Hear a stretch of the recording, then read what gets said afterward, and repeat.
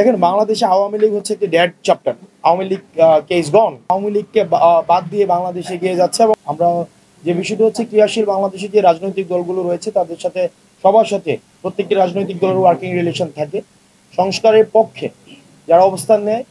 এবং হচ্ছে আমরা দেখেছি যে বিভিন্ন সময়ে আমরা যে সংস্কার প্রস্তাবনা দিয়েছি সেটির সাথে কখনো আমরা দেখেছি জামাত একমত হয়েছে, আবার কখনো কখনো তারা তাদের অবস্থান পরিবর্তন করেছে।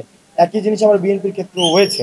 তো সেই জায়গায় যখন জামাত আমাদের সংস্কার প্রস্তাবনাগুলোকে, আমাদের মৌলিক জায়গাগুলোকে এগিয়ে নিয়ে গিয়েছে, তখন মনে হয়েছে জামাতের সাথে আমাদের হয়তো হৃদ্যতা রয়েছে। আবার একই জিনিস বিএনপির ক্ষেত্রেও হয়েছে। বিষয়টি মোটেও এমন না, বরং হচ্ছে সংস্কারের পক্ষে যারা থাকবে তাদের সাথে হচ্ছে আমাদের এনসিপির হচ্ছে একটা হৃদ্যতাপূর্ণ সম্পর্ক থাকবে। আর সংস্কারের বিপক্ষে যারা অবস্থান নিবে এনসিপির সাথে দূরত্ব তৈরি হবে।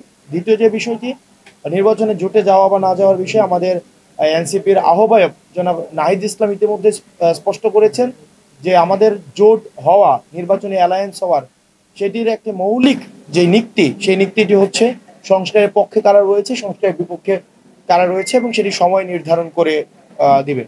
তৃতীয় যে প্রশ্নটি আপনার ছিল সেটি হচ্ছে, দেখেন, বাংলাদেশে আওয়ামী লীগ হচ্ছে একটি dead chapter. Awami League case gone. Crunchy রোলের ভিতর চকলেট ক্রিমের filling, all time cream roll, মুখে দিতেই স্পেশাল ইনসাইড। তো আওয়ামী লীগকে আসলে এখন আর প্রাসঙ্গিক নেই। আমরা আওয়ামী লীগকে বাদ দিয়ে বাংলাদেশে এগিয়ে যাচ্ছে এবং বাংলাদেশের আসলে পুনর্গঠন সেদিন থেকেই সম্ভব হয়েছে। এই যে আমাদের ক্রিয়াশীল রাজনৈতিক দলগুলো আমাদের এক টেবিলে বসে আলোচনা করছে, শুধু এই কারণে আলোচনা করতে পারছে কারণ আওয়ামী লীগ নেই। তো বাংলাদেশের রাজনীতি পুনর্গঠন সেই দিন থেকেই শুরু হয়েছে যেদিন আওয়ামী লীগবিহীন বাংলাদেশ শুরু হয়েছে।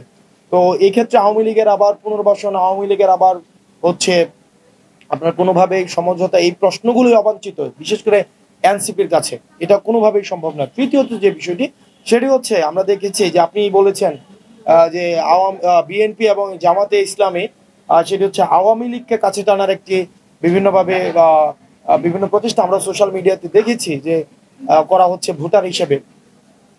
সেই বিষয়টি আসলে দুঃখজনক যে সেই বিষয়টি আসলে তাহলে বিগত সময়ে যে আন্দোলনগুলো, যেই বিএনপির ত্যাগী নেতারা মাঠে ময়দানে যারা জীবন দিয়েছে, রক্ত দিয়েছে, ঘাম দিয়েছে, শ্রম দিয়েছে, যারা পালিয়ে থেকেছে, ঠিক একইভাবে জামাতে ইসলামের আমাদের ফেসিবাদের সময় যেসব ভাই বন্ধুরা আমাদের গুম হয়েছে, আমাদের হচ্ছে রক্ত দিয়েছে, রাস্তাঘাটে জীবন দিয়েছে, এই স্বৈরাচারকে তাড়াতে তাদের রক্তের উপরে দাঁড়িয়ে আবার সমঝোতা করা হচ্ছে। যে বিষয়টা আমরা সবসময় বলে আসছিলাম যে আন্ডারগ্রাউন্ড ব্যাকডোর কি করছে, আপনার ব্যাকডোর সমঝোতা করছে, এই বিষয়টি আসলে দিন দিন স্পষ্ট হচ্ছে।